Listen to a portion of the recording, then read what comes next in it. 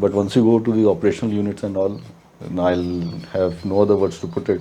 It's like sky is your limit. You are granted commission by the Supreme Commander of the Indian Armed Forces, that is the President of India.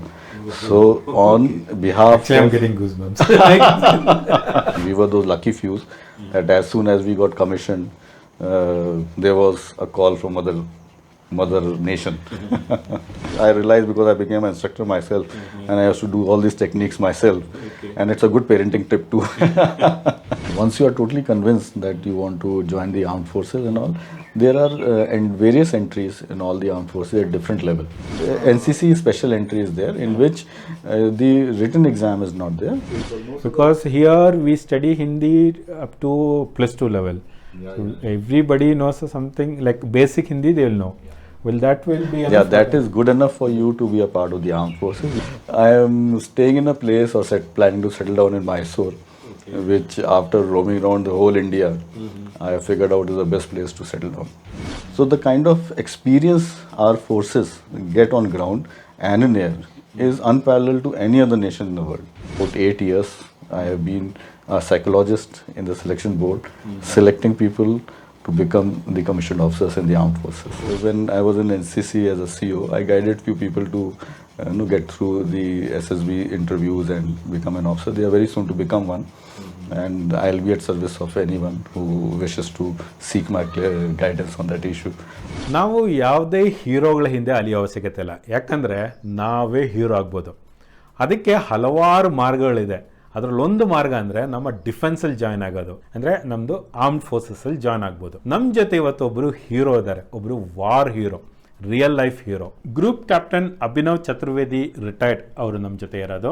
ಇವರಿಗೆ 27 ವರ್ಷ Indian air force ಅಲ್ಲಿ service ಇದೆ. ಕಾರ್ಗಿಲ್ ಯುದ್ಧದಲ್ಲಿ ಇವರ ಅತ್ಯುತ್ತಮ ಸೇವೆಗಾಗಿ Kargil star ಕೂಡ ಅವರು ಕೊಟ್ಟಿದ್ದಾರೆ. ಇವರು ಪೈಲಟ್ ಆಗಿದ್ರು, ಫ್ಲೈಯಿಂಗ್ ಇನ್ಸ್ಟ್ರಕ್ಟರ್ ಆಗಿದ್ರು, ಏರ್ ಸ್ಕ್ವಾಡನ್ NCC ಮೈಸೂರದು ಕಮಾಂಡಿಂಗ್ ಆಫೀಸರ್ ಆಗಿದ್ರು. ಭಾರತದಲ್ಲಿ ಹೊರದೇಶದಲ್ಲೆಲ್ಲ ಬಹಳಷ್ಟು ಆಪರೇಷನ್ಸ್ ಅಲ್ಲಿ ಭಾಗವಹಿಸಿದ್ದಾರೆ. ಇವರು ನ್ಯಾಷನಲ್ ಡಿಫೆನ್ಸ್ ಅಕಾಡೆಮಿಯಿಂದ ಗ್ರಾಜುಯೇಟ್ ಆದವರು.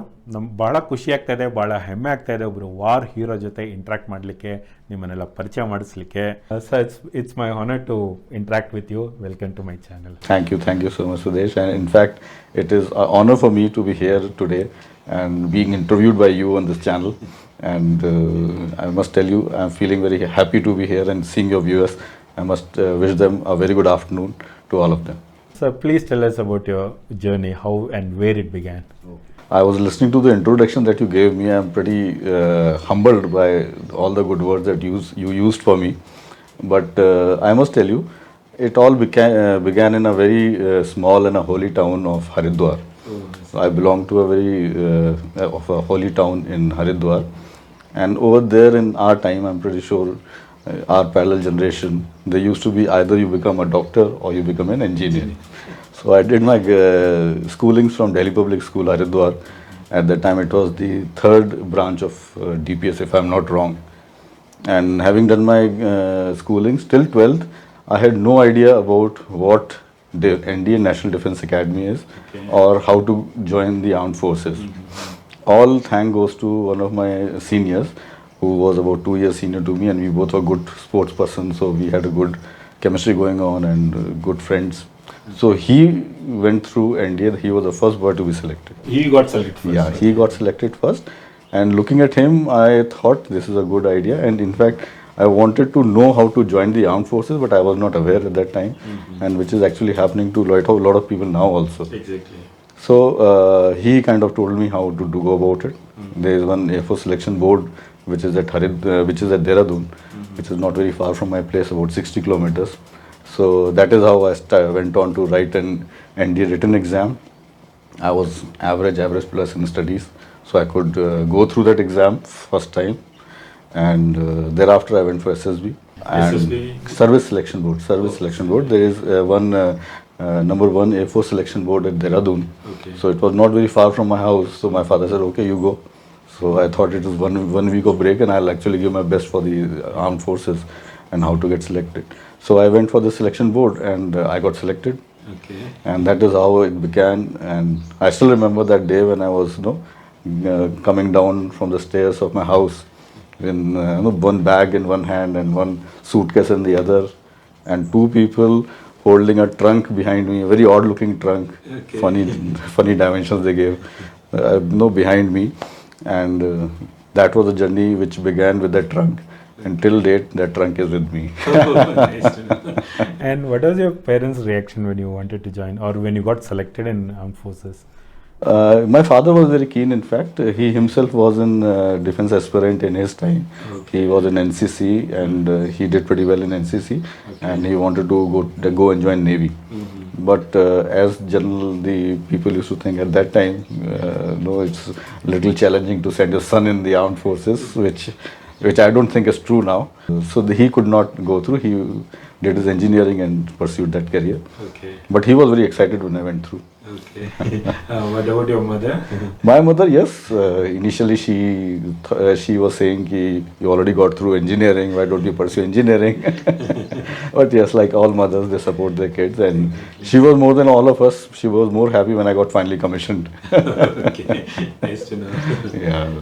Earlier, India was only for men. Now both men and women are there. Can you tell us your experience in India regarding this? Yeah.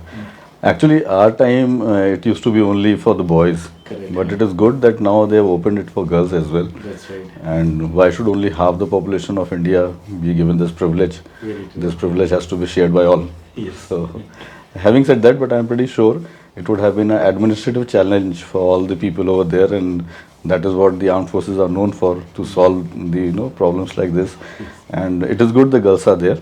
But at our time, it used to be only boys, and only boys could go through the NDA.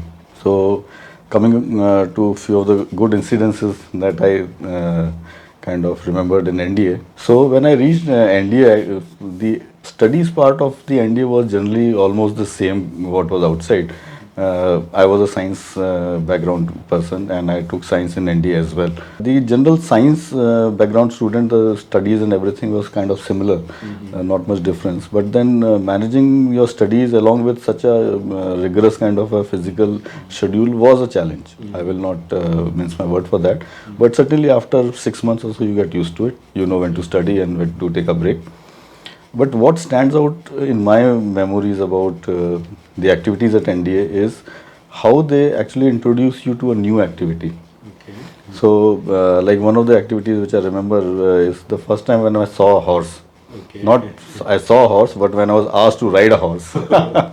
So this chap was huge, 6 feet. When we say 6 feet in horse, their saddle comes at around 6 feet. So I'm not a very tall guy myself. So that saddle was beyond my head. So I thought now these people is going to give me a proper introduction. This is this, and various equipments and everything. They did a little bit. Okay. And at the end of it, after 15-20 minutes, there was a Sahab who took hold of the other horse. He mounted that horse and he said, "Cadet, ye raha ghoda, chad jao." So I said he must be joking or something. This chap is over there, and so he was not joking at all. He did not give me any smile, and he gave me a stare kind of thing, and I had to climb up and kind of mount that horse. And to my surprise, after 2 riding classes or 3, I think, when I was feeling little comfortable on the horse, they removed the saddle. So then you had to ride a horse without a saddle for a few days. So that is how they started building up your challenges, how to face challenges over there in India. A similar kind of thing happened when we started sailing. So in fact, we used to kind of opt for the clubs which used to be little away from our squadron, so that we get some time cycling, easing out, go to that club and enjoy ourselves. So this idea of sailing was very attractive, because Peacock Bay in my NDA was pretty far. So I said, I'll take sailing. I had no idea what sailing was. So I reached there, they showed me the boat, they showed me sail, this is a boat, how to rig it a little bit. They took me for a ride or something for 1 day or 2 days, and then they asked me to manage my crew. Like we were on the Enterprise class of boat.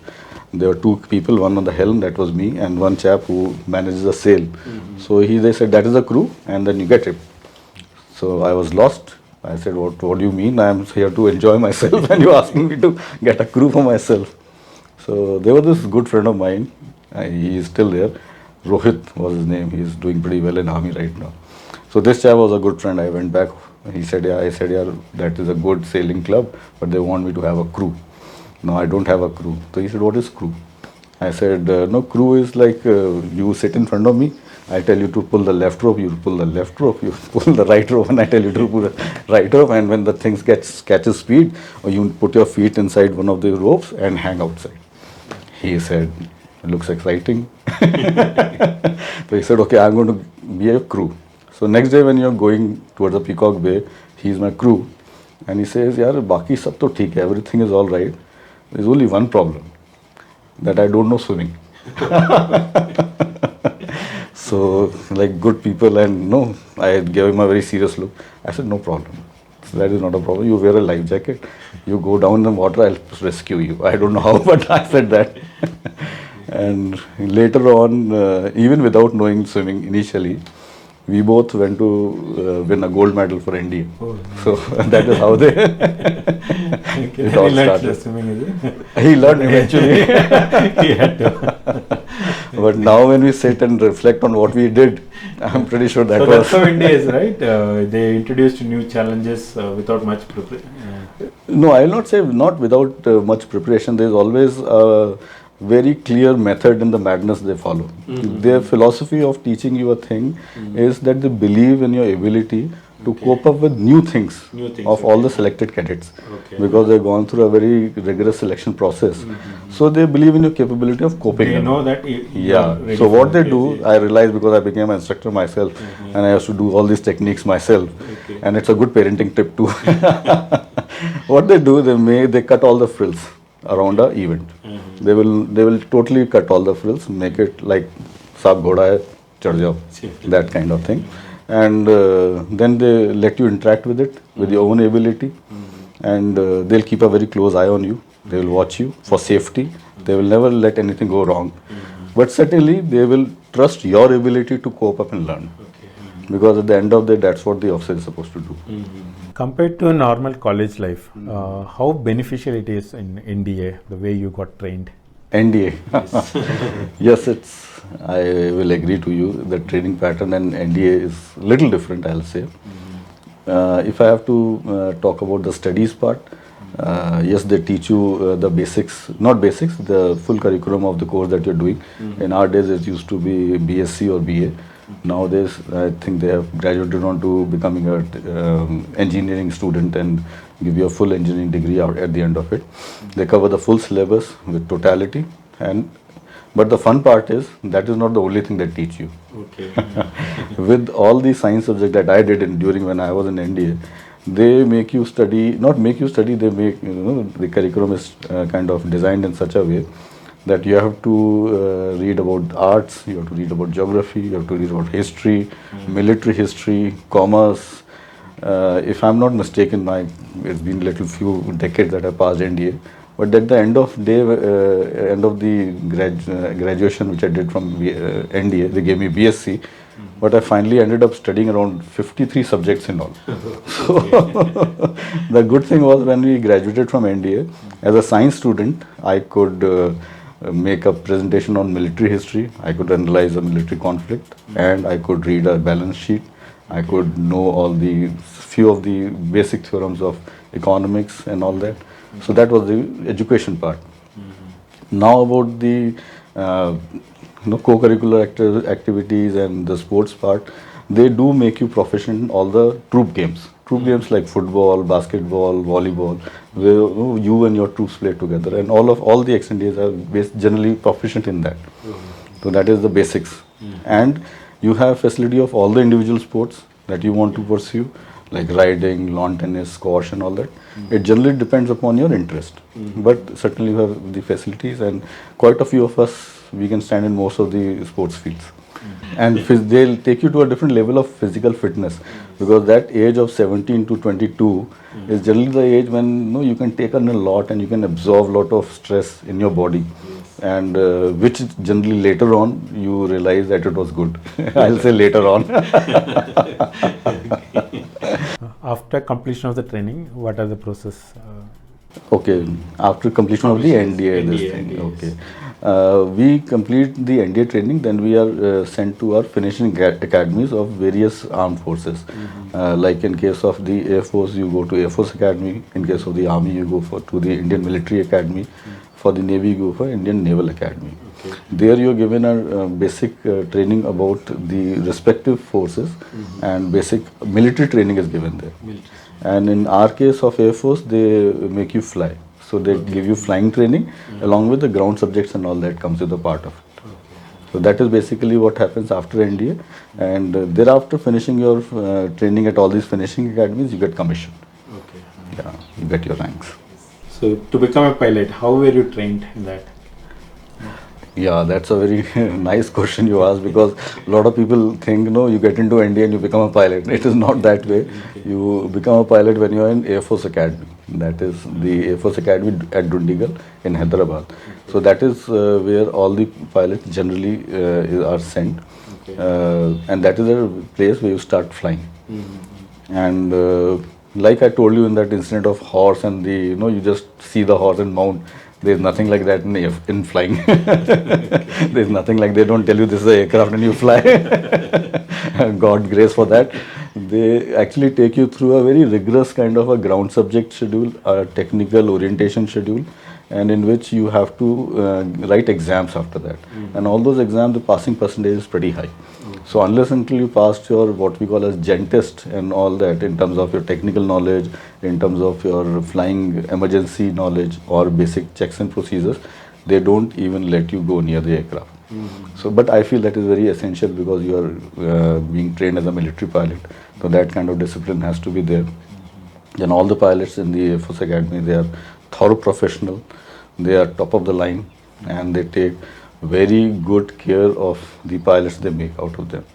And the flying training is very rigorous, and it's very demanding. I think only in 8 to 10 sorties they send you solo. Solo is like when you take the aircraft all by yourself, do some rounds and come back. And that's actually the first step when you start flying. And having gone through the solo phase and all, once you are comfortable in the air, the life becomes different for you. I must tell you, like, there's nothing better than having some air between you and Mother Earth. So when you actually fly, you are going through the clouds, and depending on the sortie profile, all is not fun, but yes, you do have your moments and you do enjoy a lot of flying experiences. So after you get trained to be a pilot, so Yeah. what next? Once we finish our training as a pilot in the Air Force, and the other finishing academies like IMA and Indian Naval Academy, you get commissioned into the Indian Air Force or the Army or the Navy. Okay. So that is what is the next step of after you learn flying. So commissioned officer means? Okay. No. Your question is very relevant actually. Once you finish your this thing about flying and all, then you are granted commission by the Supreme Commander of the Indian Armed Forces, that is the President of India. So on behalf Actually, I'm of getting goosebumps. it is actually the commission which is granted on behalf of the President of India, and during the course of your service you do get a certificate also for the same. So it is basically at the end of the course you have a huge parade, we call it POP, passing out parade, and or combined graduation parade depending on various academies. So all your parents and everyone is called, dignitaries are called, you have a fly pass and all fanfare, and during that you are given your ranks. And for pilots like us, we are given our wings and the ranks. And trust me, there cannot be any moment more proud than receiving those wings and your ranks in front of your parents. And that is the time you realize that yes, it's worth it. All the hard work, sir. All the hard work is. So to put it a little lightly, we are directly employed by the President of India, and tomorrow if somebody has to kick us out, nobody less than the person in the chair can do that. I will not, it's just been on the lighter side, but yes, I'll say with great privilege comes equally great responsibilities. That's true. At a very young age, I'll say, of say 22, 23 years of, it's hardly any age. So you are given charge of your men, You realize you have to be responsible for them in peace and in war, in danger and in fun. And you cannot be rash, you cannot be impulsive, you cannot be illogical. Most of the time, even at that age, you need to be logical, you should be mature, and that is what commission is. You're trained to be that, right? Yeah, we are trained, we are made to feel that this is our responsibility. You face the bullet first, and then it goes to your men. As a commissioned officer, so how were your initial days in service? Like it happens, I think, in all the professions. Once you complete your graduation or you get your first job or something, you feel कि बस अब तो I become James Bond. So nobody is beyond me. I can do anything, and that James Bond feeling comes even more when you have an aircraft with you. A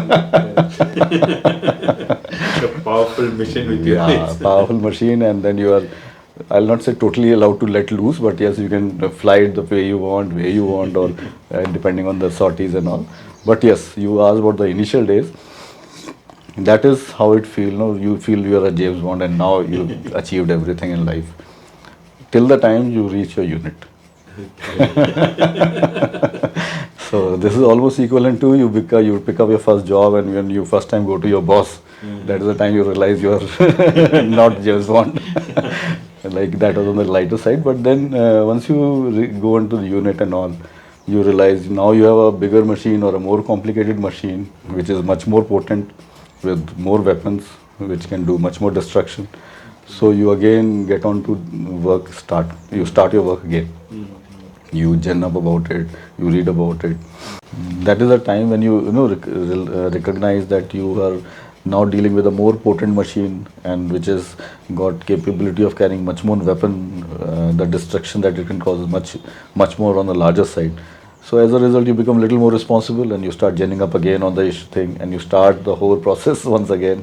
Okay. And to top it all, the difference between the training flying and the operation flying is, most of the time, like training flying is what you do in a small arena or some kind of a restricted area, which is generally inside your own country and all. But once you go to the operational units and all, and I'll have no other words to put it, it's like sky is your limit. Okay. So you do as per your mission which is required, or the sorties profiling that is being done. And quite a few of them are flown very close to not so friendly borders. So that also adds to the part of the thrill. And in our case, in helicopters, we fly it very close to the ground at times, very close in support of the ground troops. So all this put together makes it a total new ball game when you step inside an operational unit. So that is what makes it very exciting, and I'll say it grounds you much more. So which was your first unit? I was actually posted to some unit in the north, and our general flying area was the Kashmir Valley at that time. So that is how we actually experienced our first operations in the Kargil Valley. That was the general area that I started flying as a career. Okay. Kargil Valley, it's during the war time, right? Yeah. In fact, we were among those few lucky people who just got commissioned during that time. I'll say a few batch of courses during that time which we got commissioned. In fact, it is a dream of any of a Fauji or any of the person who's getting commissioned to be a part of the actual ops as soon as possible, and as early as possible. And we were those lucky fews that as soon as we got commissioned, there was a call from mother nation. So I was there in the Kashmir Valley operating at that time, and we were the first of the few aircrafts to support the operation initial parts, and subsequently we stayed there and be a part of the whole operations itself. Okay. Could you share some experience regarding that? Yeah, of course. Actually, when you're flying in a helicopter, or we fly very close to the ground, close to the troops, and I'm pretty sure all of us will have a lot of experiences to share, because we enjoy both the world, close to the enemy line and up in the skies. And although I cannot tell all of it, but yes, something which generally comes to my mind and which is there in open media. And I can share how I started off in the operations actually. So at that time, our aircraft was the only aircraft in the valley, the general support and all. So we realized that we need to augment our troops at a particular area. So that was Dras at that time. So we used to put in troops, fly over the difficult terrain somehow, and reach that helipad. That helipad is now very well decorated, and now it has been converted into the war memorial at Dras. So at that time, it used to be a reasonable size of helipad right next to the national highway. So that was a place we used to land generally. So we landed with these troops, and these people were coming out of the aircraft. Then we saw a few goats and herd of all these people, climbing a small, not small, a hill in front of you. A few people sitting on top watching you and all that stuff. And like in normal Kashmiri terms, they all bakarwas and all that time. So we did these kind of missions for 2 days. So all these guys were doing their job, we were doing our job. And on the third day when we realized there is no sheep, no bakarwal, nobody is there. And some Fauji chap came running to us, sir, this should be the last sortie you're doing here because all these people are here only. So we consider ourselves. Until then, you were not aware that No, because we don't know who the Bakarwas were at that time. It is just putting the things to context. The intrusion started like that, but in all probability, those people were our own who were sitting there. But then the excitement level of the third sortie was huge. That the intrusion is to this level that they can see us on top. And today also when you go to this Kargil, this Dras war memorial, they give you a full sound and light show over there, and then they actually illuminate these places where the enemies were. And you will yourself be surprised when you see they were right there on top. Even if they roll a stone, they are going to hit your vehicle. Okay. So they were watching your... They must have been. I am not 100% sure they were watching me at that time or not. But certainly with certain amount of probability, I'll say they should be watching if they were the salt. But that is how we got inducted, and we all youngsters at that time, few courses that were young, we just got commissioned. My course-mates were there in the army as well, Navy and the Air Force. We actively took part. We did take some casualties as well. But certainly we were the foot on ground and in air. So you consider yourself as lucky to be in the... Yeah. There is no doubt about that. As you said, all the Fauji will consider lucky to be in that position. There is no doubt actually, because that is what you are actually there for. It is a dream of any soldier or any person who is wearing a uniform to be called upon to deliver his duty at the time when it is most essential. Because and we all prepare and wait for that only. Now, I understand that Kargil is a very challenging operation or experience. I'm sure you would have undergone much more challenging or similar to this you would have undergone. So I'd like to know more about it, like any other unique place or experience that you had in the service. No, Kargil was certainly one of the highlights, I'll not deny that, because we were totally committed, all our forces at all the levels. And people say it's a limited conflict, but yes, for us it was a conflict.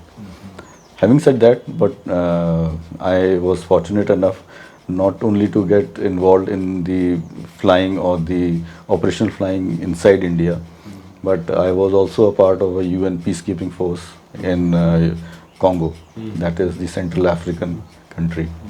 So over there we are committed into the UN peacekeeping and at times peace enforcing operations. And trust me, it was very challenging, because number one is when you're operating inside your country, you land somewhere or something, it is finally your own country. So it is your own home that you're coming back to. But over there, if you are doing it for some other country, although I'll not say the locals were hostile or something, but certainly there were elements because of which the UN peacekeeping was enforced over there. And the biggest challenge was to kind of pick up your targets or to enforce the peace which was required over there. And it actually gave us a lot of experience as well. because in house when we are flying any machine in India or doing any operations, it is us, and our most other SOPs are by far that all we know. But when you're flying outside along with the different forces of other nations, is a time when you realize about the way they are operating, what good practices they have, what good practice can we take from them, their level of equipment and your level of equipment. And but by far I have realized the Indian forces are the best. Okay, so which other forces have you worked with, like joint operations?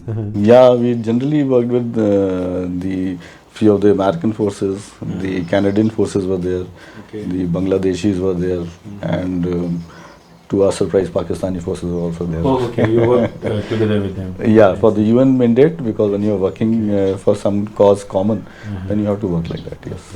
So how do you feel that Indian forces are best compared to all these forces? Like in what way? I hope that's not a trick question, but yes, I will like. But I would like to know. No, I will say all the armed forces in the world are very committed, and they pick up people who are committed for the job, who fight for their mother nation, and they know their practice is the best. Why I particularly said the Indian forces are the best and why I'm so proud of it is because of varied experience level that our forces are.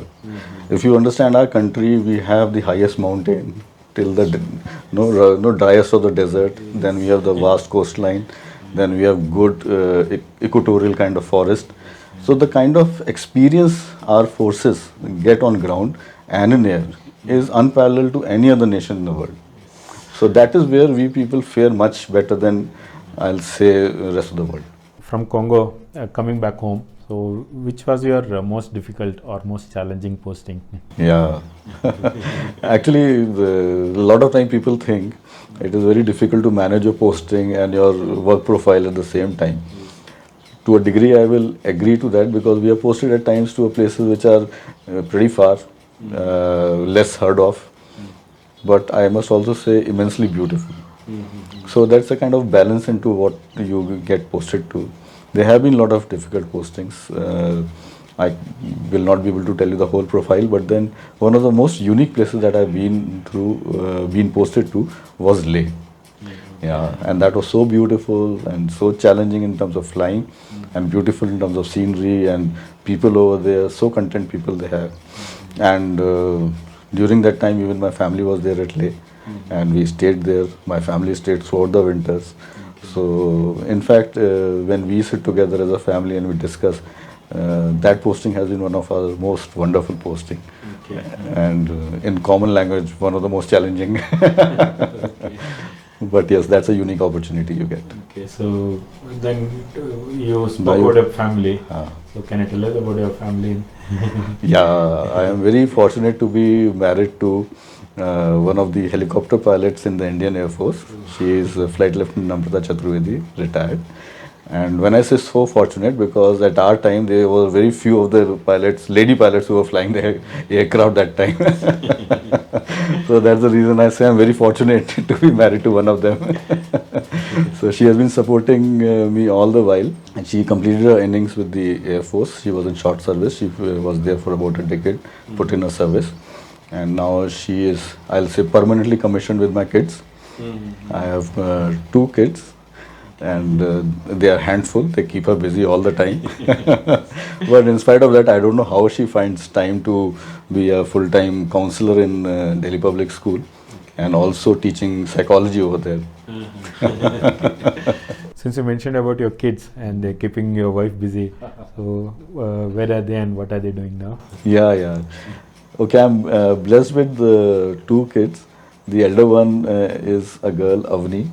She is calmer of the 2, polite, polished, very creative, and she is in 11th class studying in Delhi Public School. And the younger one is Aryan. He is that box of energy, and these days he's finding his right fit with the soccer, and he is studying in 5th standard in the same school. So both of you were pilots, so and you got posted at different locations. We were for short duration. We were at different locations, Okay. but then the armed forces, they generally look after you, and I think there's a clause in central government policies also that as far as possible, the spouse has to be posted together in the greater interest of the nation, Okay. and we could generally be around, so that was not a big trouble. Okay. So And all thanks to the armed forces. So both of you being pilot and being obviously busy with serving the nation. So how do you find a balance between your family and work life? Yeah, at that time we were young and kids were not there. But yes, if you are in talking absolute terms, we both were busy. We both were flying. We were both doing our job, and I think that kind of a call any lady who's into a career these days, a serious career, has to take. So we managed with our normal resources that we had at home. So we had home help and all that. So that also helped a lot. And to me, it is like a normal career for any other lady. You'll have to manage, and the family has to support. And what about your social life when you're posted at different locations, challenging locations?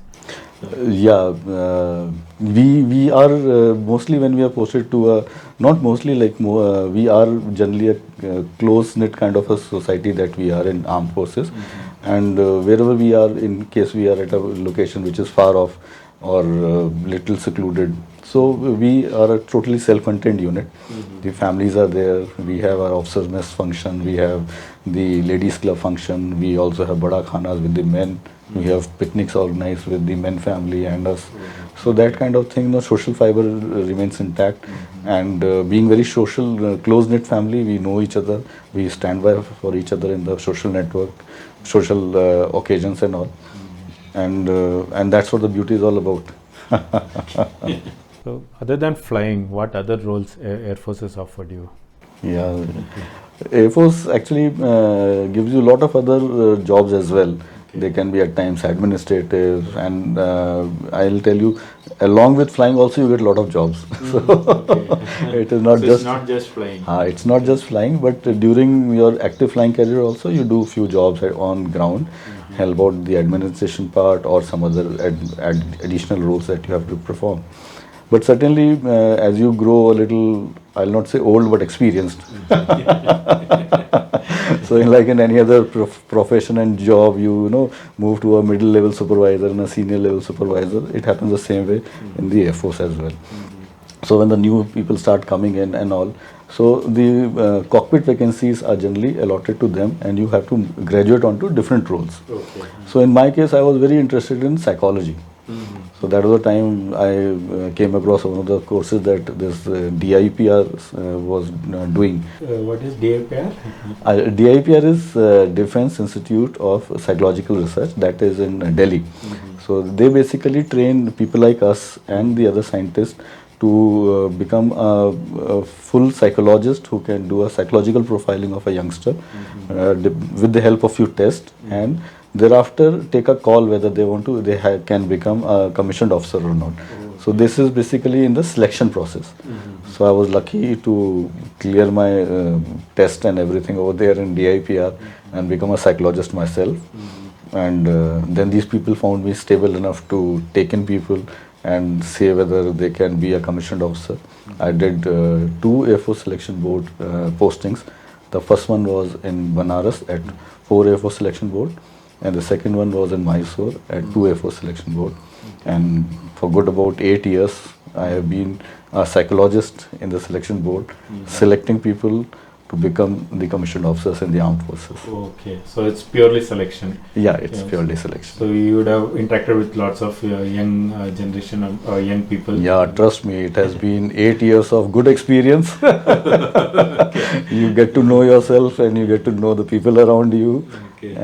and lot of knowledge about how this generation thinks. So in that case, you have so much of experience in interacting with them. So what message would you like to give to the young generation and their parents? In terms of joining the defense forces, Or in general, you can say. in general, I would be very short and crisp. The generation that is coming on is very smart, the way it should be. All parents need to be very proud of the kids. and because they are dealing in an age where because of technology and everything things are moving fast, so they need to keep up with the pace. Okay. So the parents should encourage the kids to be themselves, play sports, independent, play sports, and also don't shy away from gadgets. I'll not say get addicted to one, Okay. but then their comfort level with these kind of things should be much higher than what our generations were. Okay, because the world is moving along with the Yeah. gadgets, so even we have to get. Now, if I have to say translate into the military sense, certainly the soldiering has not changed, and that can never change. Soldiering, when I say soldiering, is the basic reason why a soldier is there to defend the motherland, to come for the safety of the assets, or to express your military will over the nation. So that basic QRs of a job will now not change, but certainly the equipment have changed. Okay. Like if you remember, back in history, we used to have a sword and used to go fight. Now we don't do that. So that's the same way it has happened all over. I think the country and the world. So this generation has to just keep up with it, and we should not hold them back. Okay. So if they want to join the armed forces, so what is the procedure or what they have to do? First of all, I would like to tell all the parents and the kids over there, you should be convinced in joining the defense forces. Okay. And if you have reasons enough to join defense forces, I think nothing in the world can stop you from joining it. Because the same thing you do it for engineering, is that same thing you do for medicals. So when you are joining these profession, you are totally convinced. Then you go and join some classes, or you gen up on something else, and you finally end up in a medical school. Same way it is this profession as well. Okay. And then we should also understand what are the pros and cons of this profession. Serving the nation is the most important part of it, but certainly it's a profession. So if I have to just give you my example and what I have been able to gather from this job is, first of all, they paid me for my own passion. My passion was flying, and to tell you very honestly, I would have paid them to give me an aircraft and fly. I know. I would have paid someone, please take money from me and let me fly. But then these guys were good enough; they paid me. And to top it all, I was seeing all the places where I could have never been on myself if I had been on civil in this thing. I saw such beautiful places in Siachen Glacier, such beautiful places in Kashmir, inside in India and outside, and they all paid up.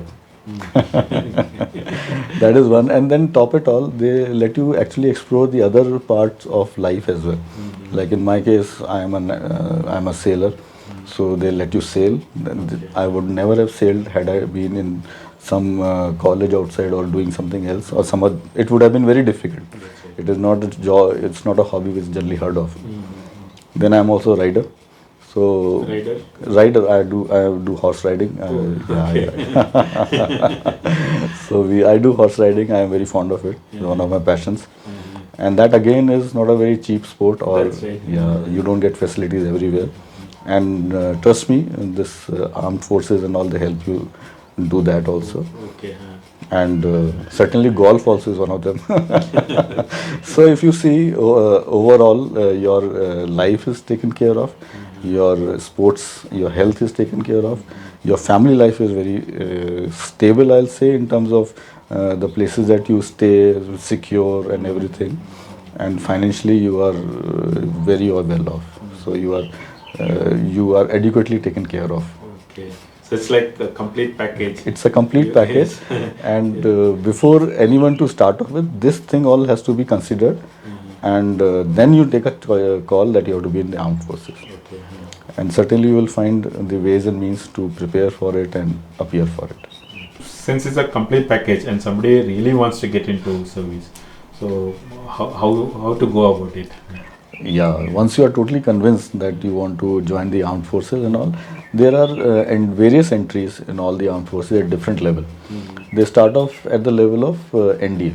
That is, once you have done your 12th, and thereafter the ad will come in the newspaper. It is a very regular ad at a particular time in the year it will come. Okay. And then you can apply for it. and get selected through a written process. And subsequently, if you clear that written test of NDA, they'll call you for SSB, that is Service Selection Board. And then you can choose any of the Service Selection Board which is close to you. The same thing is for the Army and the Navy as well. Okay. Now, if you ask for the age group which is little higher, that you have done your graduation and all, so you have something like AFCAT, CDS and other entries also. Postgraduate entries also come. I could be missing out few of them, but generally it is well advertised and it is well documented in all the national newspapers and the channels. And these days I have seen it is coming even on the social sites and all. All the armed forces have their own dedicated sites on which you can regularly check and it will come. Okay. So that is the way it comes, and then you have to clear the exam, and in the end you have to go through the Service Selection Board. Okay. So in selection, that's interview, right? That is the interview in which you are tested for your psychological profiling and other attributes, and thereafter only when you clear the Service Selection Board are you taken as a commissioned officer. Okay. Apart from these entries, any other entry possibilities are there? Apart from these regular entries, there is also an entry known as NCC Special Entry. Oh, okay. For that, you have to enroll into the NCC, get your A certificate, B certificate, and C certificate, and subsequently you can straight away give your SSB, Service Selection Board. Okay. So that is one of the biggest advantage that the NCC gives you. And once you clear the Service Selection SSB in that, and you again become an officer. Oh. Yeah. You were commanding officer for NCC squad in Mysore. So what was your experience in that? NCC, I'll say, was a total new experience for me. Okay. Because like I've been totally into the Air Force all my life, and then the Service Selection Board, and towards my last leg of my job, I was in NCC as a commanding officer of Karnataka Air NCC. But certainly I have no hitch in saying, had I not got this tenure as a CEO of NCC squadron, I would have missed a huge part of the experience of the armed forces and the josh which comes along with it. Okay. Because till the time you are in the armed forces, you can feel your josh. You are doing most of the job. But when you go to NCC, you realize how motivated these youngsters are who get enrolled for the NCC, and subsequently how motivated these people are to get into the armed forces, and what kind of dedication these people kind of contribute towards the organization. At times, as a commanding officer, I used to take lessons in motivation and determination for these young cadets. So certainly it has been a very good ride, a very good experience to command the 4 years NCC squadron at Mysore. So for a NCC cadet, how long will it take for them to reach armed forces? Basically, if you have any level, is there they have to reach this level, or yes. It is a very well-defined and kind of a syllabus that it is there. Syllabus or the certification level that they call it. So in NCC you have A certificate, B certificate, and C certificate. This is generally given at depending upon how many years of training that you have done. So generally the C certificate is the final certificate, which is done after about 3 years of NCC training. Okay. So if you are done that certification, then you are eligible to apply for the armed forces and for the NCC special entry armed forces. Okay. So how do they join the NCC? NCC is a very simple organization to join. Any cadet or any student who is willing to be a part of NCC can apply for it. Like in any of the city, they will who have this NCC units over there. We have the presence in most of the schools or the colleges. So you can straight away walk to your administration and say, suppose if you are in 9th or 8th or 9th, then you can go for the junior wing. Basically high school students. Yeah, high schools can do that. And if you have become senior first year student, second year student, third, you can start from the first year for B certificate and C certificate subsequently. Okay. You can keep clearing your exam. And in that case, the administration, the school administration or the college administration can take you. Now, there can be some colleges in which the NCC is not there. Not there, yes. So all that you need to do is you first decide which NCC you want to be a part of, Air NCC, Army NCC or Naval NCC, and approach the nearest NCC unit. Go to the office and please enroll yourself. Generally, the enrollment of the NCC units are published in the newspaper or publicized on the other methods. And if you are in that bracket of days and age, then you go straight away enroll, or they will note down your details and subsequently call you when the admissions are there. Okay. Even if provisions are not there at school or college? Yeah, they yeah. can- We call it open vacancies for the cadets, and certainly there is selection because the vacancies are limited. So there is selection, but that selection I feel normal average student should be able to go through, and if he or she is willing to put an effort. So that is the key word, willing to put effort. And what about schools and colleges if they are not a part of NCC, if they want to become part of NCC, Yeah. any procedure? Yeah, yeah. It is again a very simple procedure because the government as a policy is encouraging people and the institutions to join NCC. And what I have heard of, I'm not 200% sure, but now there will be increased in the number of vacancies of the NCC. Okay. So certainly there will be more schools and the colleges which will be given these vacancies. So all that you need to do is apply, go to the nearest unit, decide first that you have to go to the air unit, army unit or the naval unit. The school has to decide. School has to decide which unit they want, and then they go to the administrative office of that unit, and there is a very simple form which takes the normal details of the school and all. So you fill up that thing, have the principal sign it, and submit it. So there will be a general interview between the CO and the principal and administration, this thing. And then the CEO of the unit will once come to the school just to inspect whether the facilities are as per what is required. The school administration on their part will have to provide a small office for the NCC, and one teacher should be assigned initially as a caretaker for 1 year or can be extended to 2 years to take care of the troop of the NCC in the school if it is allotted. And subsequently that teacher will be sent for a course of ANO, and they will subsequently be a part of the NCC as well as the school and run the troop. Okay. Yeah. So again, any limit is there for that? A number of schools? At each No, that location? depends. That will be done by the NCC units. So the unit will be able to give you a clear-cut idea whether they will be able to give you the vacancies or not. And there is a possibility that they will keep you in the waiting list as well. So if you're on the waiting list, some school say for some reason is not able to cope up with the thing, then the vacancies will be given to you. But the process itself is very simple. It will not take any time. I have been as a CEO, I feel more often than not, it is the ignorance of the people who are not aware of the procedure because of which the NCC is not in the school. Otherwise, it's very simple. One thing that you said is direct entry, SSB entry through NCC. Any apart from that, any other advantage for students? Yeah, there are major advantages, I'll say, because I have seen the students who have joined NCC totally getting transformed. Because there are a lot of students I've seen, they've been very introvert, not speaking to many people, not interacting. There were a lot of complaints of people getting stuck to their phones and all that stuff. I've seen them change. Okay. That is the biggest for the parents who are still listening me, who is listening me out over there. So that is one. The thing is, once you get enrolled in the NCC, number one, it is not a very committed kind of a curriculum. Generally, you will have 1 or 2 classes in a week, on a weekend or a evening, which is very normal for any student to go through. Then you will have some test at the end of the year, and 1 compulsory camp. Camp, what I say is 10 days. They will take all the students, keep them at 1 camp location. It can be a school premises or something, and they'll do all the NCC activity like parade, firing. In air NCC they will have gliding and the flying and all that. So they will do that capsule course, you can say in today's language, for 10 days, and that will make you clear the other stage of NCC. In this, the cadet who's joined the NCC, he learns to be little responsible on his own, because we say no parents required.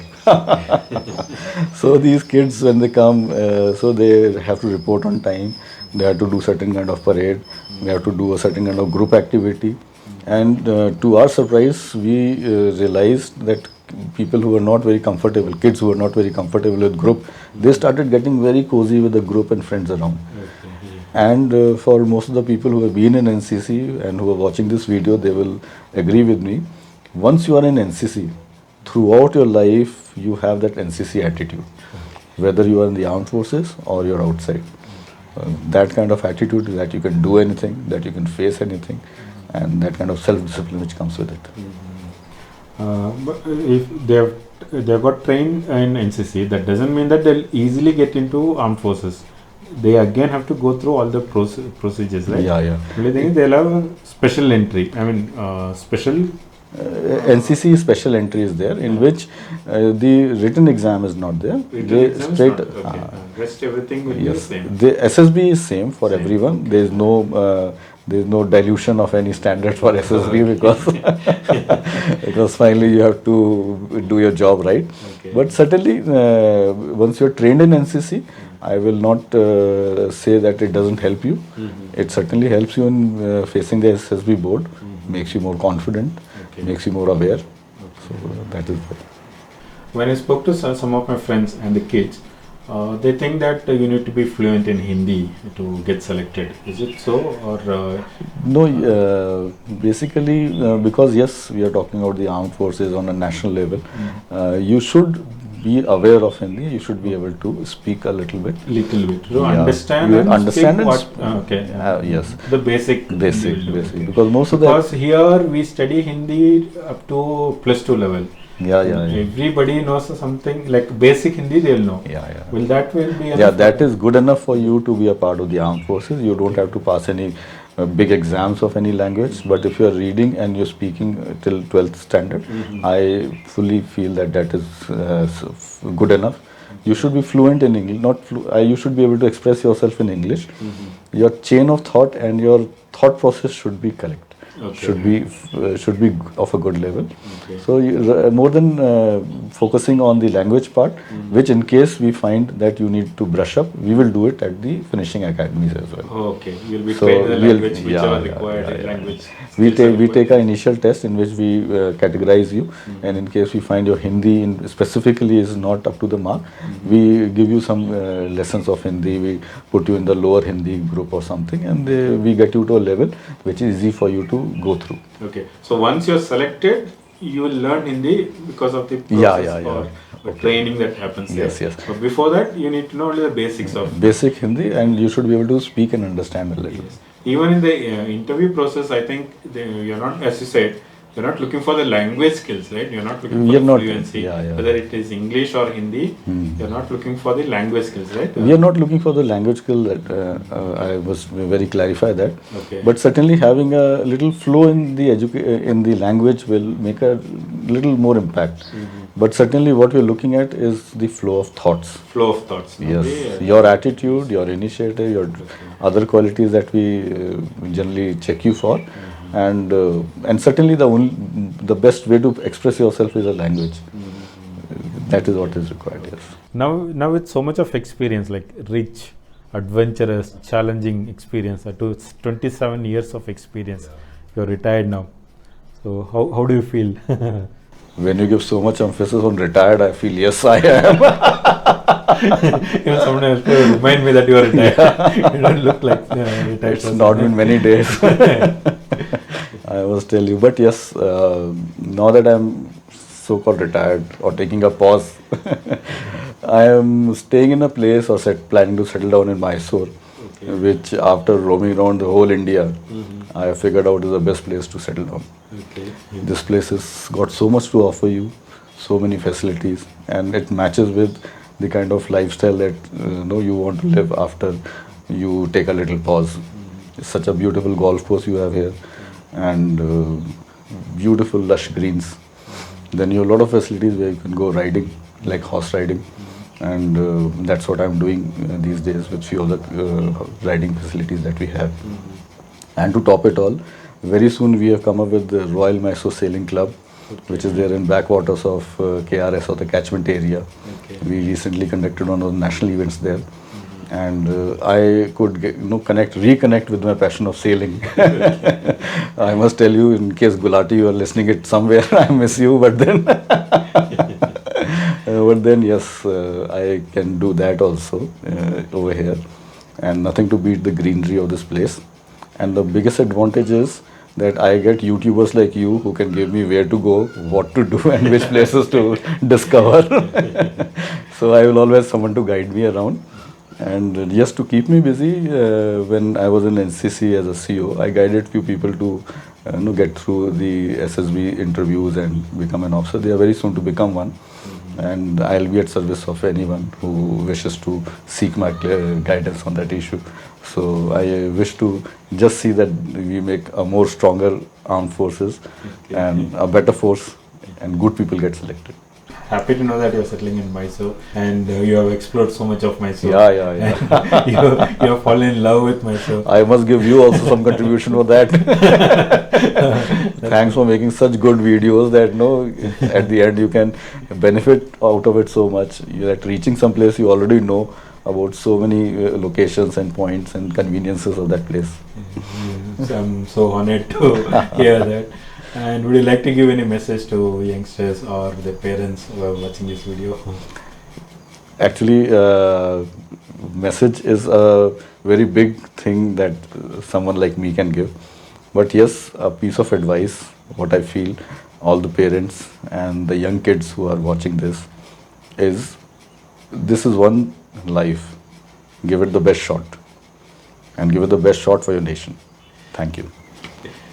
So thank you so much, sir, for spending so much of time with us and sharing your valuable experience with us, and also guiding so many youngsters in the right path. I'm really honored to be with you. Thank you so much, and I wish you Thank you so much. and wish you best of luck for your second innings. Thank you so Thank you, sir.